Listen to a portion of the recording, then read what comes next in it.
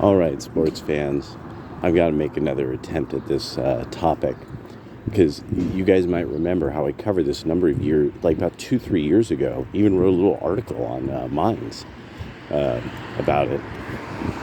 The strange death of what we would thought of as, like, say, our parents' level of literacy, but at the collegiate level.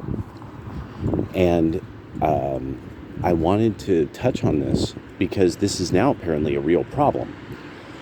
That all of the elite universities are really having issues now with students not being able to read books from cover to cover.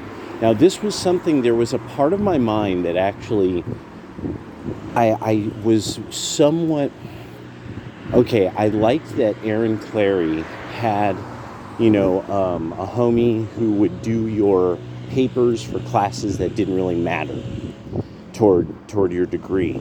And there was this part of my mind that was like, there's gonna possibly be some outcome that you don't foresee here. More and more, the more and more to the right I get, especially with just the economics. It's not the social issues, oddly enough. That's become now so clear that you can't have the government try to step in on social issues. But it's just economics that you can see it. Something that you would think all this takes is math. All this takes is math, and then you call somebody and say, okay, we can't do this because the math, da da da da. But no, you end up seeing these outcomes that take like a decade, and then the next decade is trying to figure out how to apply more of what ends up the same policy to change the outcomes of the first one. And I mean, and you're just amazed by the end of it at, like, wow, we really cannot our self-governance, our system of self-governance is absolutely terrible in this regard. So something I started to think about with this was, okay, I've got now the two things that really hit me hard. One was seeing the Destiny Owen Schroyer, a bit of the outtakes of that. And then there was Harris on, I think it was 60 Minutes. But this article was getting into this. It said that it's just simply rare for Princeton, Yale, and Harvard students to read a whole book from one cover to the end. And that it's actually very difficult now to get them to read things like 20, 30 pages contiguously. Like so I remember, I started to think through this. Okay, what do I remember from college way back when? And it wasn't that, I was seeing this begin, where you'd be given a lot of Xeroxes, because to buy this book would be so expensive, so exceedingly expensive, the class just could not even probably be put on. Like, the chair would be like, no one can afford to do a class like this. They'd have to Xerox pages. Well, I remember at some point this had its own issue legally with some companies. And then there's the whole thing of, like, when I caught on to stuff like JSTOR, and sort of that racket of having access to all these academic papers, having access to academic publications, and everyone's got to pay you a licensing fee. So, of course, by this time, it's all a scam thing is starting to build. It's very small. This is like 2008, 7, 8, 9, 10, 11, that people are starting to pick up on. Like, older people are like, it seems as if there's now an industry that's based around schooling, and that you'll have these people who are schoolies, that they were in school for a really, really, really long time. And it's because our society actually made the economic incentives. Well, if you just keep going back to school, this will pan out for you. And so, because this was almost, and then when we talk about people, we say, "Oh, you didn't go to school."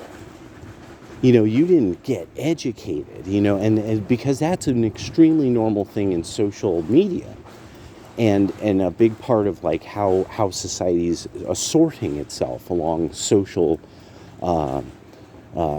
cultural lines. Oh, well, you're not educated, and so now I could explain your point of view in a way I like, because I'm educated.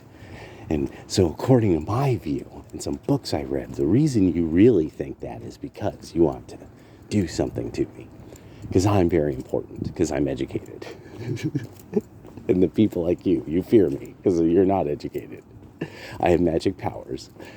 Well, now we're finding out, no, they don't even have the superpower of sitting and reading 20 to 30 pages contiguously through. Now, what was it about the right wing that was the whole issue? That to the point that there was the what was it? Chapin's Reading Challenge. Does anybody remember that one? Chapin's Reading Challenge. Okay, remember the feminists were angry and we said, well, okay, cite us, we'll cite you. And so Chapin started reading excerpts of feminist literature, the cream of the crop feminist literature. And it was so bingo, bango, bonko, that I was like, okay, so this is great. Like, and the feminists didn't do the other way around. None of them looked up the books and read them. He's holding them. He's holding the books. He's not holding Xeroxes. He's not doing it off of a PDF. And it was hilarious. It was absolutely fantastic. And it was a great way of showing through. And the fact that, like, over and over again, Chapin specifically could pick up, Adorno. He could pick up Marcuse, and he's like holding it. And he's like, no, here's them in their own words. This is what they really want. This is what the educated really think.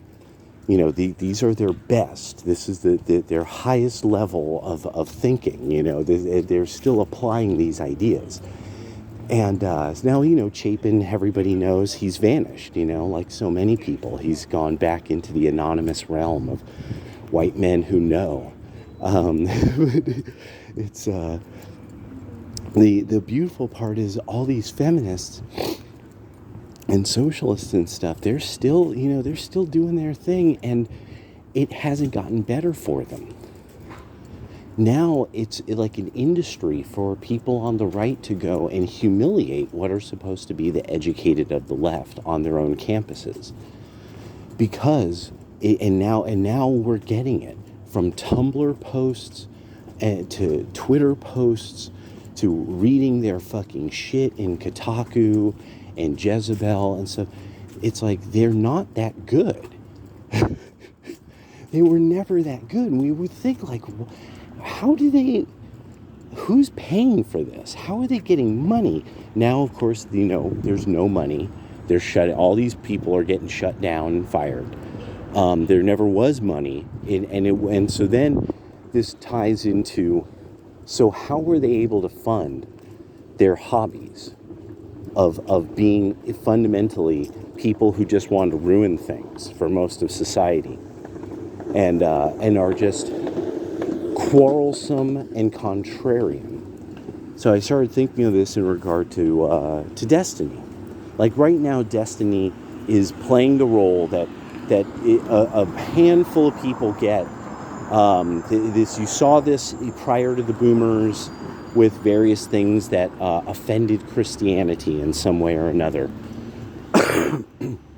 Released the secrets of Freemasonry.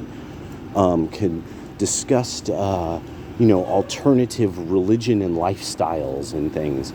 But now what this is that this is this character, and then there was also the socialist. You would have those types. You'd have people seriously interviewing Malcolm X, things like that. So now, what do you have? You have this contrarian guy who his big thing is he's going to, he stresses the January 6th insurrection, though nobody was arrested on insurrection. So it's like, okay, so the legal authorities didn't charge anybody in this regard. The legal authorities didn't see how they were going to get prosecutions or some there was something about the arrest that they couldn't.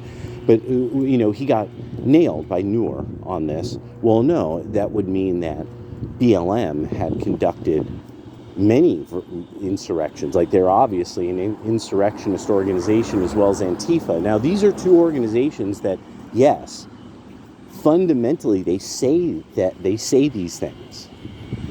They've actually said them out loud, like their leadership, their quotes and their chants, because they're into the Maoist style of chanting and stuff like that. So no, they are the BLM and Antifa are by credo insurrectionary. They do want the fall of the American government. They say it by credo. It's funny because Antifa, if you were ever really in kind of the skinhead scene, they kind of were. There would be a crew, and they were an anti-fascist skinhead crew. So it's actually more of a gang association. And that's why I've never really liked that all of these kind of wimpy guys thought that they could play around with that. It was one of these things like, no, I like skinhead reggae and mod, and I like the look and the style. I'm not really into, say, soccer or Vespas, but there was a lot about these. That's men get together and talk about things that we like, and that's what Skinhead Night was, and every once in a while these characters would pop up who were kind of from outside of our bubble, and they would slowly kind of like start like kind of getting to know people, because a lot of times these were guys that this was the subculture they were sort of forced into by having to choose between gangs. And so Antifa are the kind of people that they make that super awkward, where this dude what is going on is homie is being deprogrammed from gang life. And these guys are floating around, always looking for somebody saying something that they find untoward. And they are a gang. So they like kicking it real tight. And so it makes it sometimes, there's people, a lot of that scene, there's people who are like, yeah, these Antifa guys just beat me up because I don't know them. And oh, holy shit. Oh shit. Okay, let's see how this is gonna. Oh wow, you got a pop tire. You got all kinds of problems happening. You got shit falling off your car and a pop tire. What is happening here?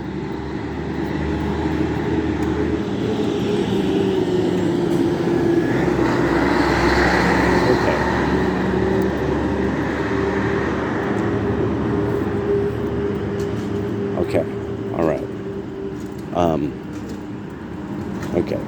Anyway. And that volunteer police guy just drove right past all that. What's going on? It's this thing of, do I get involved, and then some guy comes floating up on a little push scooter and gets everything and brings it back over to the car. That was so weird. I don't even know what just happened there. Oh well, I don't need to know what happened there. It's not my business. That's what everything is now. That's totally not my business, and I don't need to know what just happened up the street. I kind of don't like that that's my worldview now. What just happened up the street? Well, not my business.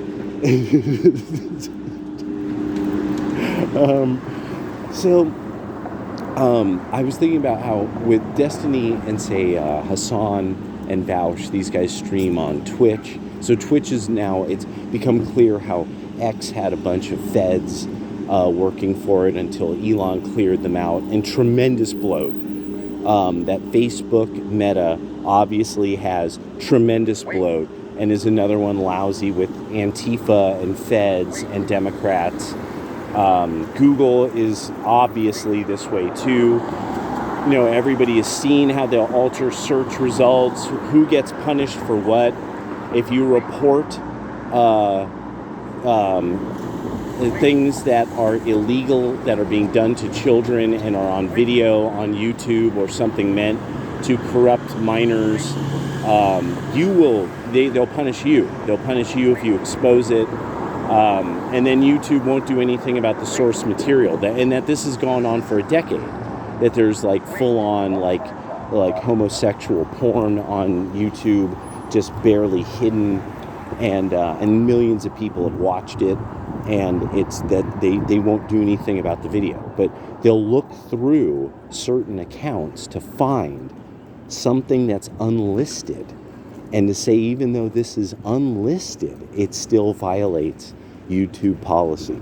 So at this stage, there's just too much internet savvy by the millennials, by Gen Z, by a lot of Gen Xers, that it's like, no, you Democrats and socialists seem to have some kind of weird hold over these companies.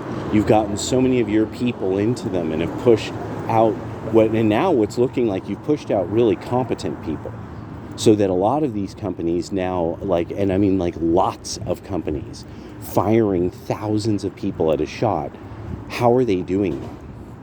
It's because of Pareto's distribution. Elon Musk gave everybody the strength to embrace Pareto's distribution in elite fields. And then you also then have that what I was bringing up, that for 15 years I could find articles talking about how at Princeton they have to remediate students for language arts, not math, for language arts, because Yale and Harvard students don't read enough books. The thing now that then from people like these elite Democrats who are being used by socialists as some kind of proxy, some proxy propaganda front. People like Hassan and Vaush and Destiny and Bread Tubers and people like that. That this becomes then the socialist movement requires them. The problem is that this only works for people. The formula that young people are into socialism, they're so well read, blah blah. Well, now we're starting to. This is what we detected by arguing with these people. What we detected by seeing their videos, by how they prove their points. Now this has become clear. The fact that they immediately resort to violence if they can. Then now that people are left of center, there's videos all the time about how these people break into hysterics and violence, and that's actually the way that they see the world, which the genomists and the evolutionary behavioralists have started cluing everybody in. Okay, well, no, that's in a civilized society, that's not actually a valuable trait. Like, discipline is. It's like in a civilized society, the idea that you can read 20 to 50 pages contiguously and you can contain your desire for violence. These are what you breed for in a civilized society over the last 200 years. And so the whole thing is people who aren't like that, it's like, no, there's probably traits they've been bred for. It's just not civilized. That's the way they, just take it for what it is. I mean, just accept the breed of the dog. What are you going to do? Paint it, and now you're starting to see that. Humans painting themselves up to try to look like something they're not. And it's because something's not quite right. And they don't have the discipline to read books. They don't have the discipline to control their spurgouts and their violence. And so, and it's just a matter of time that this has its own way it gives out. And I think we're starting to see that. While at some point we probably called it something like cultural malaise in other times and such like, now we're seeing, oh, okay, no, it's called the spiral. Now we're just calling it the spiral. As some area collapses under the weight of people who live there, kind of breeding downward in a way that they weren't expecting they were going to, such that they end up forcing away Pareto's distribution. And that Pareto's distribution is like, peace, I'm out, I'm off to Texas, I'm off to Florida. And that there's then this quality of people that are left behind that are the people who can be kind of sloughed off at large numbers from a job or from a field. And that field or that job will be okay. And this seems to be what now a lot of government workers are starting to write about. They're starting to write about, we are going to have our jobs eliminated en masse. Now, people might think, oh, you're mean, you're cruel, blah, blah, blah. And it's like, no, now that I see these things in life, it's good for me to try to address them, because I've had to think about this. I'm concerned about pretty much having a sumptuous meal and what the people of my land are up to. Because those are two things that I have complete control over. The other, absolutely fascinating lack of control over, even though I'm a part of it. And then also trying to see how the hand of heaven moves things. I have to admit that this is pretty much what I want. There's a lot of things I could want, but I mean, like as a human male, those are the things that I know I'm pretty much interested in. It's like with women, it's like, yeah, well, that's more instinct, and I mean, that's all great and all. It's delightful. But I mean, it's you're either concerned about that you have a family, and you're concerned about your family, which makes sense, or you're concerned about being delighted by the company of women.